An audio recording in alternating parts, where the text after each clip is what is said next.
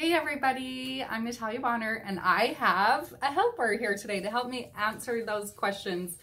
So this is my husband, Brad. Hello. Thanks for joining me. And he's going to ask me the questions and then I'll answer them. So it'll be more kind of interview style here. So Brad, what's the first question? My first question is, what is a spoon foot? So a lot of long arm machines have interchangeable feet. I do all of my machine quilting on the Gamel 22-inch machine, and Gamel does have interchangeable feet. The spoon foot, so this is it. Let's see if you can see that. So this is a spoon foot. I have heard, but I don't know for certainty, that the spoon foot was originally created from a spoon, like an actual spoon. But the spoon foot is a really awesome foot that I love to use when I do like edge to edge type quilting. It just glides. You can maybe see how it's kind of curved and it just glides so nicely over a quilt top. It probably could be used for free motion quilting, but it does obstruct your view a little bit because it's a pretty wide foot. But this is the spoon foot. It is available from your Gamel dealer if you quilt on a Gamel machine. Okay. Cool. Next question, what is your go-to thread color? Ooh, good question. So I talk about it all the time on here that my very favorite type of thread to use is So Fine by Superior Threads on the top, and then Bottom Line also by Superior Threads on my bobbin. I don't believe in the quilt police, so I tell you that all the time. So I do use different threads, top and bottom. But my go-to color, there's actually two of them that I really, really love. So the color number is 401 and 402 of the So Fine thread. I probably use 402 the majority of the time. It's a really nice, it's called Pearl, but it blends really nicely with tons of different colors. It kind of takes on other colors. So that would be my go-to color. Cool. Next question, where do you start quilting?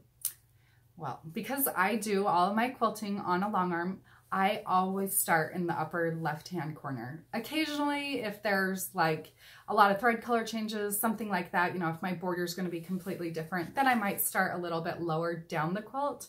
But I do most often start at the top, work left to right, all the way through the quilt. Hope I say this next one right. How do you baste?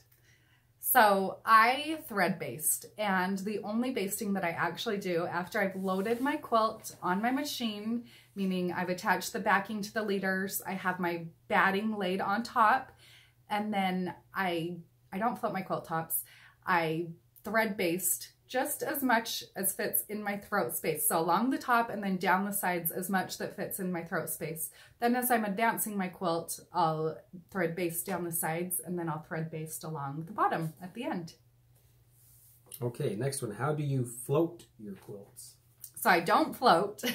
Oh, sorry. Do you float your No, I don't float my quilt tops. There's nothing wrong with floating your quilt tops, but it's just something that, you know, when I started quilting, I was taught to pin everything to the leaders and attach it that way. So I've always just loaded everything like that. I like that it's all up off the floor and clean. Everything's on top. I don't have to worry about anything down on the floor or anything like that. So personally, I don't float, but there's nothing wrong with that. If you're more comfortable floating your quilt tops, go for it. One little thing that I did kind of lead to right there, because people are always asking me how I attach my quilts to my leaders.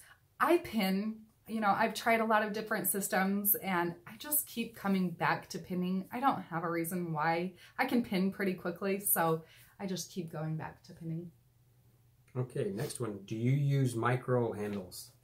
I don't use the micro handles. This is another one of those things. I didn't learn how to quilt with the micro handles. They probably would have been really amazing when I was learning for especially like precision type work, but they're just something that I never learned how to use. And sometimes I don't like to be this way. Sometimes I feel like I'm an old dog that can't learn any new tricks, but I do try. I try really hard to learn new things. Okay, why do you quilt so heavily? Why do you quilt so heavily? This is a good question. Okay, so for me, it's just personal preference. I love heavily quilted quilts. Not every quilt needs to be heavily quilted. Sometimes I do looser quilting, but I just find that that's what I'm drawn to. That's what I like to do on quilts. So it doesn't mean it's the right thing for every quilt. And the last one, I think, on the Gammo, do you drop the belts?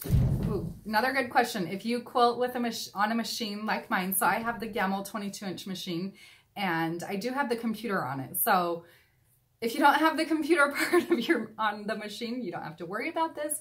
But if you do have a computer on your machine, I do drop the belts. It's a super easy process. You can hop into your dealer. Gammo, or most machine dealers, probably have a YouTube video or something showing how to do this, but it's a very simple thing. It really takes me like a minute to drop the belts and easily free motion quilt my quilts. So thanks everybody for joining today, and we will be back in next Friday, every Friday, with another question and answer. So let us know if you have any questions. See ya.